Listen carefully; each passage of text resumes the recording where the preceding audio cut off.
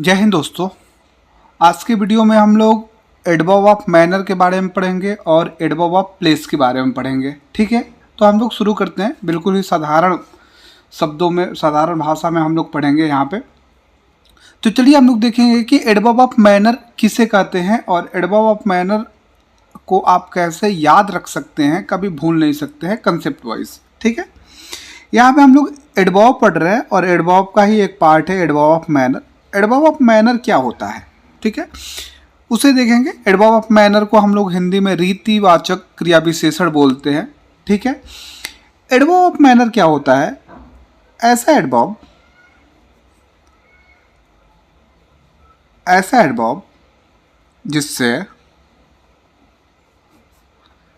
Adverb जिससे कार्य करने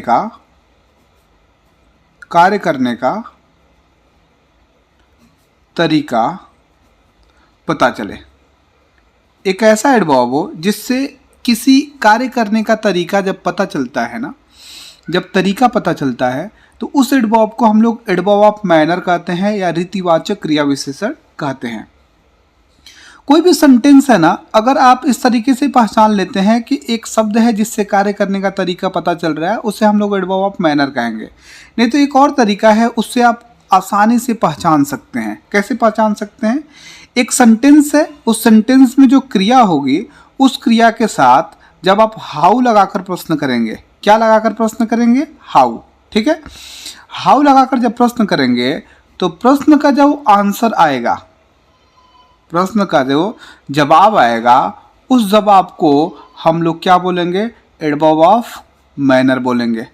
क्या बोलेंगे? Adverb of manner. एक बार और समझ लीजिए, किसी सेंटेंस में अगर पता करना है कि उस सेंटेंस में, उस वाक्य में एडवर्ब ऑफ मैनर है कि नहीं है, तो उस सेंटेंस में जो वर्ब है, उस वर्ब के साथ, उस क्रिया के साथ हाउ लगाकर आप प्रश्न कीजिएगा। और अगर प्रश्न का उत्तर आता है तो वो जो उत्तर आएगा, वो जो जवाब आएगा, उस सेंटेंस में जो शब्द रहेगा, उसी शब्द को हम लोग एडवर्ब ऑफ मैनर कहेंगे। आइए देख लेते हैं, एग्जाम्पल के माध्यम से इसे समझ लेते हैं। एक एग्जाम्पल मैं लिखूं, सी राइट्स ब्यूटीफुली। सी राइट्स ब्यूटीफुली, वह सुंदर तरीके से लिखती है। अब यहाँ पे देखिए, राइट क्या है? वर्ब है। अब इसके साथ हाउ लगाकर प्रश्न कीजिए। राइट हाउ, कैसे लिखती है? तो सुंदर तरीके से लिखती है। जवाब आ रहा है ना, तो ये जो ब्यूटीफुली शब्द है, यही आपका क्या हो जाएगा? एडवर्ब ऑफ मैनर हो जाएगा। ठीक है, नेक्स्ट एग्जाम्पल है, दे रन फास्ट, वे लोग तेज दौड़ते हैं। अब रन आपका वर्ब है, इसके साथ आपको हाउ लगाकर प्रश्न करना है। रन हाउ, कैसे दौड़ते हैं? तो तेज दौड़ते हैं। तो ये जो फास्ट वर्ड है, यही वर्ड क्या हो जाएगा? यही शब्द क्या हो जाएगा? एडवर्ब ऑफ मैनर हो जाएगा। इट्स वेरी सिंपल, बहुत ही आसान है। जो शब्द कार्य करने का तरीका बताए यहाँ पे, उसी शब्द को हम लोग एडवर्ब ऑफ मैनर कहेंगे। कैसे पता करेंगे? क्रिया के साथ हाउ लगा के प्रश्न करेंगे और जो शब्द जवाब में आएगा वही शब्द एडवर्ब ऑफ मैनर होगा। कुछ और एग्जांपल्स हम लोग समझ लेते हैं। आइए,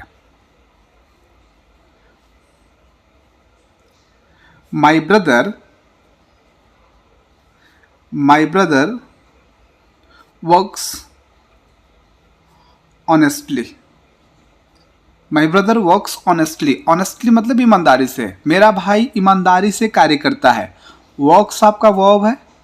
वर्क्स हाउ, कैसे कार्य करता है? तो ईमानदारी से कार्य करता है। तो ऑनेस्टली आपका जो शब्द है क्या हो जाएगा?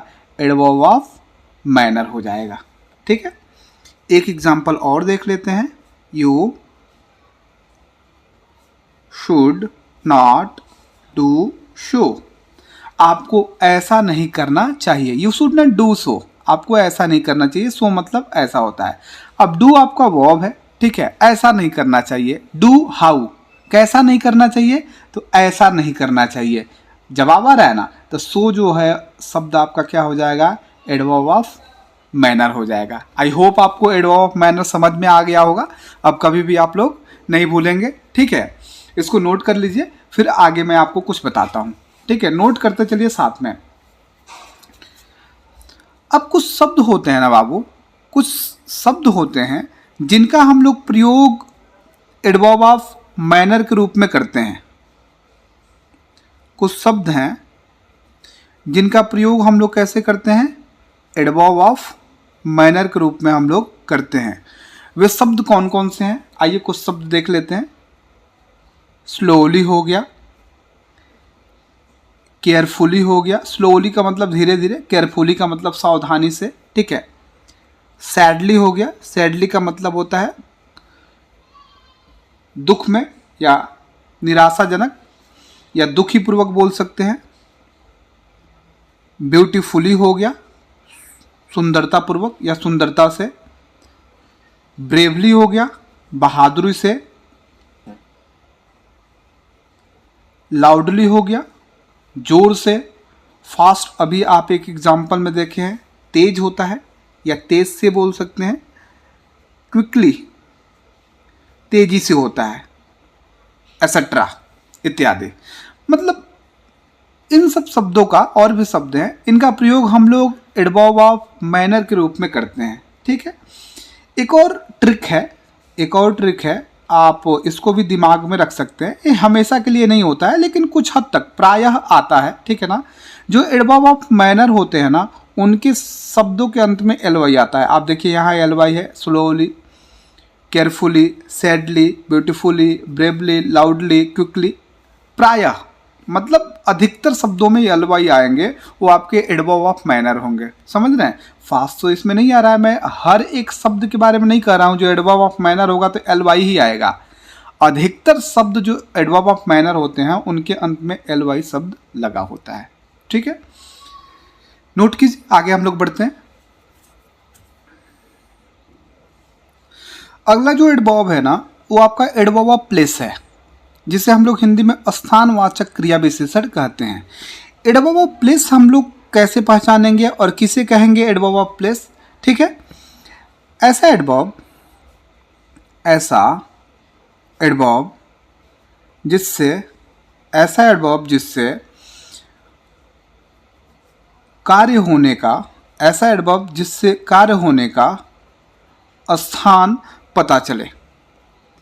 ऐसा एडवर्ब जिससे कार्य होने का स्थान पता चले, उसे हम लोग एडवर्ब ऑफ प्लेस बोलते हैं, या स्थानवाचक क्रिया विशेषण। किसी सेंटेंस में एक एडवर्ब होगा और वो एडवर्ब आपको बताएगा कि कार्य कहाँ हो रहा है। उस शब्द को हम लोग, अर्थात उस एडवर्ब को हम लोग एडवर्ब ऑफ प्लेस बोलेंगे। हम लोग पहचानेंगे कैसे कि किसी वाक्य में एडवर्ब ऑफ प्लेस है कि नहीं है। उस वाक्य में जो क्रिया दी रहेगी, उस क्रिया के साथ आप वेयर लगा के प्रश्न कीजिएगा, और वेयर लगा के प्रश्न करने पे जो जवाब आएगा, क्या आएगा, जवाब आएगा, उसी जवाब को हम लोग क्या बोलेंगे, एडवर्ब ऑफ प्लेस बोलेंगे। जो सेंटेंस रहेगा, अगर पता करना है उस सेंटेंस में एडवर्ब ऑफ प्लेस है कि नहीं है, तो सेंटेंस की क्रिया के साथ आप वेयर लगा के प्रश्न कीजिएगा, और उस प्रश्न का जो उत्तर आएगा, जवाब आएगा, वही आपका जवाब एडवर्ब ऑफ प्लेस हो जाएगा। आइए एग्जाम्पल के माध्यम से देख लेते हैं। एक एग्जाम्पल है गो देयर। अक्सर बोला जाता है, आप भी बोले होंगे, गो देयर, वहां जाओ या वहां जाइए। अब यहाँ पे देखिए सेंटेंस में जो वर्ब है गो है। अब इसके साथ वेयर लगा के प्रश्न कीजिए, गो वेयर, कहाँ जाइए। तो देयर मतलब वहां, वहां जाइए, तो देयर उत्तर आ रहा है। तो देयर जो शब्द है क्या हो जाएगा, एडवर्ब ऑफ क्या हो जाएगा, प्लेस हो जाएगा। देयर जो शब्द हो जाएगा क्या हो जाएगा, एडवर्ब ऑफ प्लेस हो जाएगा। नेक्स्ट एग्जाम्पल है I shall wait for you outside. I shall wait for you outside, मैं आपका बाहर इंतजार करूंगा, ठीक है। तो यहाँ पे देखिए वेट फॉर जो है आपका वर्ब है, ठीक है, वेट वर्ब है, इसके साथ फॉर लगता है, वेट आपका वर्ब है, और आप इसके साथ वेयर लगा के प्रश्न कीजिए, वेट वेयर, कहाँ इंतजार करेंगे। तो आउटसाइड का मतलब क्या होगा, बाहर। कहाँ इंतजार करेंगे, बाहर इंतजार करेंगे। तो आउटसाइड जो शब्द है यहाँ पे क्या हो जाएगा, एडवर्ब ऑफ प्लेस हो जाएगा, ठीक है। नेक्स्ट एग्जाम्पल आपका है ही वॉज सिटिंग हियर। वह यहाँ बैठा था। सिटिंग क्या है? वर्ब है। सिटिंग वेयर, कहाँ बैठा था? तो हियर, यहाँ बैठा था। हियर आपका क्या हो जाएगा? एडवर्ब ऑफ प्लेस हो जाएगा। ठीक है। नेक्स्ट एग्जाम्पल आपका है there is air everywhere. There is air everywhere, चारों तरफ हवा है। अब आपका क्या बोलते हैं कि इज इसमें वर्ब है, चारों तरफ हवा है। हवा कहाँ है? तो एवरीवेयर मतलब चारों तरफ। हवा कहाँ है? चारों तरफ है। तो एवरीवेयर आपका क्या हो जाएगा? एडवर्ब ऑफ प्लेस हो जाएगा। ठीक है। आई होप आपको चीज़ें समझ में आ रही होंगी। नेक्स्ट आपका एग्जाम्पल है, एक और एग्जाम्पल आपको बता देते हैं वाक, क्योंकि एग्जाम्पल के माध्यम से ही हमको समझने में आसानी होगी, कभी भूल नहीं पाइएगा। वॉक बैकवर्ड, वॉक बैकवर्ड, आप रिमोट में देखे होंगे ना, बैकवर्ड फॉरवर्ड होता है, तो वॉक बैकवर्ड, पीछे की तरफ चलिए। वॉक वेयर, ये वर्ब है ना, वॉक वेयर, कहाँ चलिए? तो बैकवर्ड, पीछे की तरफ चलिए। तो ये आपका बैकवर्ड जो शब्द है क्या हो जाएगा? एडवर्ब ऑफ प्लेस होगा। आई होप आपको चीज़ें समझ में आ रही होंगी, एग्जाम्पल के माध्यम से हम लोग समझे हैं। ठीक है। अब आगे देख लेते हैं कुछ शब्दों का प्रयोग एडवर्ब ऑफ, कुछ शब्दों का प्रयोग हम लोग एडवर्ब ऑफ प्लेस के रूप में करते हैं। वे शब्द कौन कौन से हैं? कुछ जो शब्द हैं ना, कुछ जो शब्द हैं वो आपके एडवर्ब ऑफ प्लेस के रूप में यूज होते हैं। कैसे यूज होते हैं? एडवर्ब ऑफ प्लेस के रूप में। हियर, यहाँ, देयर, वहाँ, अप, आपको पता है ऊपर, डाउन, नीचे, एवरीवेयर, चारों तरफ,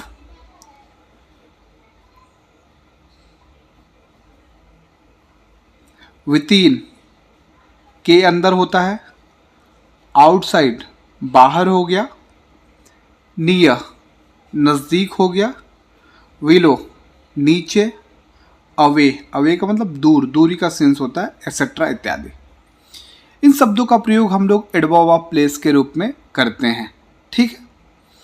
आज के लिए बस इतना ही रहने देते हैं, बाकी कल मिलते हैं एक और नए कंसेप्ट के साथ। तब तक के लिए थैंक यू, बाय बाय।